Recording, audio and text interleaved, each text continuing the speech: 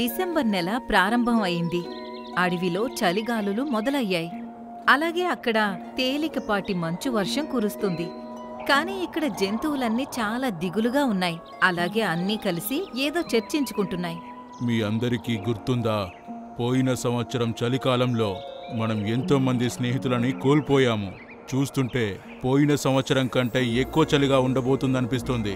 అవును, నాకు కూడా అలాగే అనిపిస్తోంది. ఎందుకంటే ఈ సంవత్సరం డిసెంబర్ నెలలోనే మంచు కురవడం మొదలైంది. మీరే ఆలోచించండి, జనవరిలో మన పరిస్థితి ఎలా ఉంటుందో. సాయంకాలం అవుతుంది. సూర్యుడు అస్తమించిన తర్వాత చలి ఇంకా ఎక్కువగా పెరిగిపోయింది. జంతువులన్నీ తమ ఇళ్లల్లోకి వెళ్ళిపోతున్నాయి. టీను పక్షి, మైనా అలాగే బుల్బుల్ కూడా ఎగరడం మొదలుపెట్టాయి. కాని ఆ గాలి వేగం వీటి శరీర దృఢత్వాన్ని తగ్గించేస్తుంది. నేనింకా ఎగరలేకపోతున్నాను. నేనింకా ఎగరలేను కూడా. టీను పక్షి మెల్లగా భూమి మీదకు వచ్చి వాలింది. దాంతోపాటు బుల్బుల్ అలాగే మైనా కూడా కూర్చుండిపోయింది. చలి ఎక్కువగా ఉంది. దాంతో వీటి కళ్ళు ఎప్పుడు మూత పడ్డాయో కూడా వాటికి అస్సలు తెలియలేదు. ఇంకా పొద్దున సూర్యుడు ఉదయించినప్పుడు చలి కొంచెం తక్కువ అవడంతో బుల్బుల్ అలాగే మైనా కళ్ళు తెరిచాయి. బుల్బుల్, నువ్వు బానే ఉన్నావు కదా? నేను బాగానే ఉన్నాను. కానీ ఈ టీను ఇంకా నిద్ర ఎందుకు పోతూనే ఉంది? బుల్బుల్ ఇంకా మైనాలు దాన్ని నిద్ర లేపడానికి చాలా శబ్దాలు చేశాయి. అప్పుడు కూడా అది లేవలేదు. అరే, తనకి శ్వాస కూడా ఆడడం లేదు. శరీరం అంతా చల్లబడిపోయింది. టీను ఇంకా ఈ ప్రపంచంలో లేదు. ఇది చెప్పిన తర్వాత మైనా ఇంకా బుల్బుల్లు ఏడవడం మొదలుపెట్టాయి. ఇంకా మెల్లమెల్లగా వాటి దగ్గరకు జంతువులన్నీ చేరుకున్నాయి. మధ్యాహ్నం వేళలో ఎండ బాగా రావడం వల్ల వాటి దిగులు కొంచెం తగ్గింది. ఒక నది ఒడ్డున ఒక హంస కింద పడిపోయి ఉంది. అది బాధపడడం అన్నీ చూశాయి. అరే, ఈ హంస ఎక్కడి నుండొచ్చింది? దానికి గాయమైనట్టుంది. పాపం, నదిలో చల్లని నీటి వల్ల చాలా వణికిపోతుంది కూడా. నేను ఇప్పుడే దీనికోసం మంట ఏర్పాటు చేస్తాను. ఈ లోపు నువ్వు దాన్ని అక్కడి నుండి తీసి ఎండలో కూర్చోబెట్టు. రాము ఏనుగు హంసని దాని తొండం సహాయంతో నిలబెట్టింది. దాంతో అది నది ఒడ్డుకి దూరంగా వచ్చేసింది. నేను మంటను ఏర్పాటు చేశాను. రాము ఏనుగు, దీన్ని అక్కడికి తీసుకురా. ఇక జంతువులన్నీ దాంతో పాటు ఆ బాన్ ఫైర్ దగ్గర కూర్చున్నాయి. ఈలోపు అక్కడికి డాక్టర్ కుందేలు కూడా చేరుకుంది. నీ రెక్కలకి నేను ఔషధాన్ని రాస్తాను. దీనివల్ల నువ్వు త్వరగా కోలుకుంటావు. డాక్టర్ కుందేలు తన ఔషధాన్ని దాని రెక్కలకు రాసింది. జంతువులన్నీ ఆ హంసని చాలా జాగ్రత్తగా చూసుకున్నాయి. ఇక సాయంకాలం అయ్యేసరికి మళ్లీ రక్తం గడ్డ కట్టుకుపోయేంత చలి మొదలైంది. అయ్యో భగవంతుడా, ఎంత దారుణమైన చలేస్తుందో. నా చేతులు అలాగే కాళ్ళు మంచుతో గడ్డకట్టకపోయినట్టుగా అనిపిస్తున్నాయి. మీరందరూ నా కారణంగా ఈ చలిలో ఉండకండి. మీరు మీ ఇళ్లలోకి వెళ్లి విశ్రాంతి తీసుకోండి. లేదు మిత్రమా, మేము నిన్ను ఇలా వదిలేసి వెళ్ళలేము. మాలో ఎవరో ఇద్దరు నీతోనే ఉంటారు. ఇంకా కాలు ఎలుగుబంటి అలాగే రాము ఏనుగు ఆ హంస దగ్గరే ఉండిపోయాయి. ఇంకా మిగిలినవన్నీ తమ ఇళ్లకు తిరిగి వెళ్లిపోయాయి. ఆ తర్వాత మళ్లీ ఆ చలి వినాశనం మొదలైంది. మింకీ పిచ్చుక పిల్లలు రెండూ ఈ చలి కారణంగా చనిపోయాయి. అది వాటి శవాల దగ్గర నిలబడి ఏడుస్తుంది. నేను ఎంత దురదృష్టవంతురాల్ని. నేను నా కళ్ళ ముందే నా పిల్లలు చనిపోవడాన్ని చూస్తున్నాను.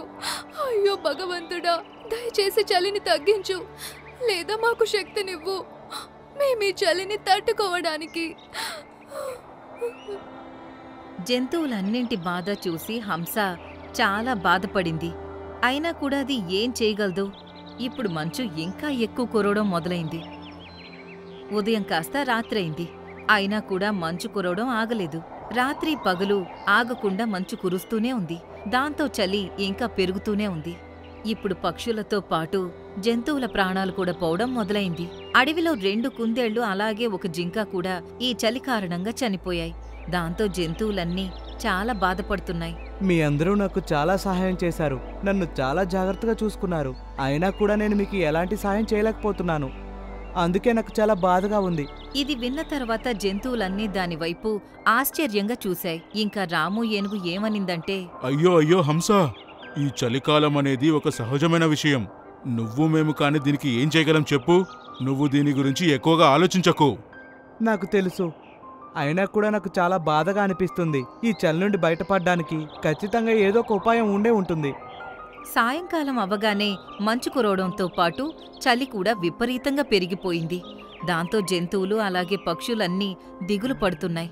ఈ రోజు ఏ జంతువు చనిపోతుందో ఏంటో, అలాగే ఈ చలిని ఇంకా ఎంతకాలం భరించాలి అని ఆలోచిస్తున్నాయి. అప్పుడే అక్కడ జంతువులన్నీ ఆకాశంలో ఒక దేవకన్య ఎగురుతూ రావడం చూశాయి.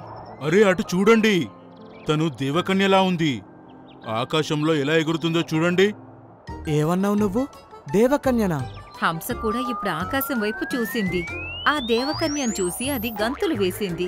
అరే నీలం దేవకన్య, నువ్వు బానే ఉన్నావా? అరే ప్రియమైన హంస, ఆ దేవకన్య నేల మీదకొచ్చింది. అలాగే హంసను చూసినందుకు చాలా సంతోషపడింది. నీలం దేవకన్య, నువ్వు బాగానే ఉన్నావా? నిన్ను చూసినందుకు నాకు చాలా సంతోషంగా ఉంది. అలాగే నాకు కూడా నువ్వు ఆరోగ్యంగా ఉండడం చూసి చాలా సంతోషంగా ఉంది. లేదంటే నేను అనుకున్నాను ఆ హంస నన్ను కాపాడింది, కానీ బహుశా అది నా కారణంగా ప్రాణాలు కోల్పోయిందేమో అనుకున్నాను. అసలు మీరిద్దరూ అక్కడ ఏం మాట్లాడుకుంటున్నారు? నాకేం అర్థం కావడం లేదు. మిత్రులారా, నేను మీ అందరికీ అర్థమయ్యేలా చెప్తాను. నేను నీలం కన్యని. నా వెనకాల ఒక రాక్షసుడు పడ్డాడు. అతను నన్ను చంపి నా శక్తులు లాక్కోవాలనుకున్నాడు. ఒకరోజు సాయంత్రం ఈ రాక్షసుడు నన్ను చంపే ప్రయత్నం చేస్తుండగా అప్పుడే ఈ హంస అక్కడికి వచ్చింది. దాని పదునైన ముక్కుతో అది అతని మీద దాడి చేసింది. రాక్షసుడు కూడా దీన్ని కొట్టడం మొదలుపెట్టాడు. ఆ దాడి వల్లనే దీని రెక్కలకు గాయమైంది. కానీ ఇది దాని పదునైన ముక్కుతో ఆ రాక్షసుడిని చాలా గాయపరిచింది. నాకు కూడా గాయాలయ్యాయి. అందుకే ఇప్పటి వరకు ఇక్కడికి రాలేకపోయాను. ఉదయం కోలుకోగానే దీన్ని వెతుక్కుంటూ ఇక్కడికి వచ్చాను. మేము చాలా అదృష్టవంతులం. ఇంత మంచి హంస మా అడవిలో మాతో పాటు ఉంటుంది. ఎవరు బాధలో ఉన్నా ఇది చూడలేదు, అలాగే అందరికీ సహాయం చేస్తుంది. అవును, కానీ నేను మీ అందరికీ ఎలాంటి సహాయం చేయలేకపోతున్నాను. ఇందుకు నాకు చాలా బాధగా ఉంది. అయ్యో, ఏమైంది హంస? నువ్వు ఏ సమస్య గురించి మాట్లాడుతున్నావు? నిజానికి ఈ అడవి కొండకి సరిగ్గా కిందుంది. అందుకే ఇక్కడ చలి ఎక్కువగా ఉంటుంది. రోజూ దీని కారణంగా ఎన్నో జంతువులు పక్షులు చనిపోతున్నాయి. కానీ నేను వీళ్ళ కోసం ఏం చేయలేకపోతున్నాను. తను అలా చెప్పడంతో ఆ దేవకన్య జంతువుల వైపు చూసింది. వాటన్నింటి మొహంలో దిగులు స్పష్టంగా కనిపిస్తుంది. నువ్వు నా ప్రాణాలు కాపాడావు ప్రియమైన హంస. ఇప్పుడు నీకు సహాయం చేసే వంతొచ్చింది. మరి నేను ఎలా వెనకడుగు వేయగలను? ఇలా అని ఆ నీలం కన్య తన మంత్రదండాన్ని తిప్పింది. దాంతో నేలలో నుండి స్తంభం దానంతటదే బయటకు రావడం మొదలైంది. మెల్లమెల్లగా ఆ స్తంభం చాలా పైకి వెళ్ళింది. ఇంకా దానికి 4 దిక్కులా 4 ఫ్యాన్లు వచ్చేశాయి. అరే ఇంత పెద్ద రెక్కలా? దీనివల్ల చలి ఇంకా పెరిగిపోతుంది. అలా ఏం జరగదు మిత్రులారా. అలా అనగానే ఆ ఫ్యాన్లు తిరగడం మొదలయ్యాయి. ఇంకా ఆ ఫ్యాన్ల నుండి వేడి గాలి వచ్చింది. అరే వా! మెల్లమెల్లగా ఆ వేడి గాలులు అడవి మొత్తం వ్యాపించాయి. దాంతో అడవిలో చలి తగ్గిపోయింది. అరే వా! ఇక్కడ ఎంత వేడివేడిగా ఉందో. ఈ వేడిగాలుల్లో నిజంగా చాలా హాయిగా ఉంది. నిజమే, చాలా సంతోషంగా ఉంది. ఇప్పుడు మేమందరం చాలా ప్రశాంతంగా నిద్రపోవచ్చు. అలాగే చలికాలం అంతా ఎవరికి ఏమీ ఇబ్బంది లేకుండా ఉంటుంది.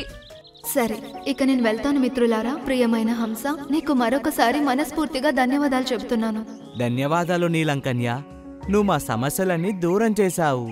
ఎవరైతే ఇతరులకు సహాయం చేస్తారో వాళ్ళకి ఎప్పటికీ చెడు జరగదు. ఇలా అనగానే ఆ నీలం దేవకన్య అదృశ్యమైంది. ఇంకా ఈ జంతువులన్నీ వెచ్చటి గాలిని ఆస్వాదిస్తున్నాయి.